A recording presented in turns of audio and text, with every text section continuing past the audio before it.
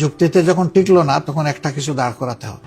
যারা আমাদেরকে এই সমস্ত সমালোচনা করেন তারা কি আমাদের সাথে রাজনীতি করেন নাই? এক প্লেটে খাওয়া দাওয়া করেন নাই? এক টেবিলে বসেন নাই? এবং কারো কারো সাথে আমরা কি সরকারে কাউকে নিঃশর্ত সমর্থন দিয়ে আমরা কি সহযোগিতা করি নাই সরকার গঠনে? তো তখন বলতেন যে তোমরা যুদ্ধ অপরাধী, তোমরা 71-এর এই সেই, তোমাদের ভোটের তোমাদের সমর্থনের আমাদের দরকার নাই, আমরা কোনো নাপাক সমর্থন নিব না। সেটা কি কেউ করেছেন? করেন নাই।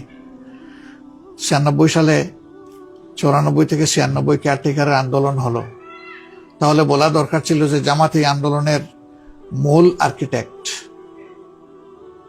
কেয়ারটেকার ফর্মুলা তো গোলাম আজম সাহেব দিয়েছিলেন, আর তো কেউ দেয়নি। তো একজন যুদ্ধ অপরাধীর এই ফর্মুলা আমরা মানি না। আমরা অন্য কিছু পারলে করবো, না হইলে গালে হাত দিয়ে বসে থাকবো। তো সেটা তো হয়নি। একসাথে আন্দোলন করেছেন, এক টেবিলে বসেছেন, তো তখন মনে হয়নি যে এটা যুদ্ধ অপরাধী দল আর এরা যুদ্ধ অপরাধী। যেহেতু প্রসঙ্গটা এলোই, এগুলা সব যদি আপনি বাস্তবে চিন্তা করেন, সেটা আমি বলবো যে যে যেভাবে পারেন রাজনৈতিক দাবার গুটিটাকে নিজের পক্ষে টানার চেষ্টা করেছে।